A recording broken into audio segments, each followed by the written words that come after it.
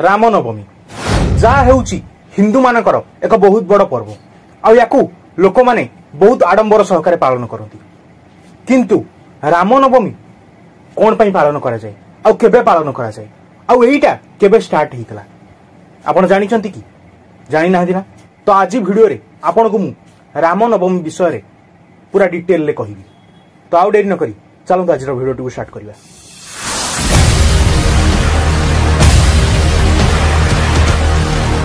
रामनवमी हेउची हिंदू मानकर गोटे बहुत बड़ पर्व आउ एई पर्व सबु लोक पालन करती वर्ल्ड वाइड माने पूरा पृथ्वी सारा लोक पालन करती। रामनवमी केबे पालन करा जाए आउ काहे पालन करा जाए? रामनवमी हेउची प्रभु श्री रामचंद्र को जन्म तिथि। प्रभु श्री रामचंद्र एही दिन जन्म ग्रहण करथिले बोली आम शास्त्र माने कहउछन्ती जहा हमर लेखा जाइछि। रामनवमी चैत्र मास शुक्ल पक्ष नवमी तिथि रे पड़े।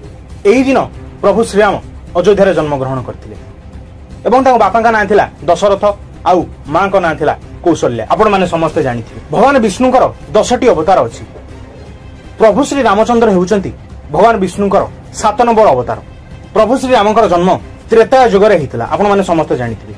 हमर 4टी युग अछि कोन कोन से युगर ना आपण मते कमेंट करी कहंतु। किंतु प्रभु श्री राम पृथ्वी रे काई जन्म ग्रहण करथिले आपण जानिथिबे श्रीमद् भागवत गीता रे अछि यदा यदा हि धर्मस्य ग्लानिर्भवति भारत अभ्युत्थानम् धर्मस्य तदात्मानं सृजाम्यहम् परित्राणाय साधूनां विनाशाय च दुष्कृतं धर्म संस्थापनार्थाय समभवामि। माने भगवान धर्मर स्थापना पाई अधर्मर विनाश पाई पृथ्वी रे जन्म ग्रहण करंती आउ प्रभु श्रीराम रावण को वध करिया पाई पृथ्वी रे जन्म ग्रहण करथिले। आउ रामनवमी आमे ताको जन्मदिन को ही पालन करंती।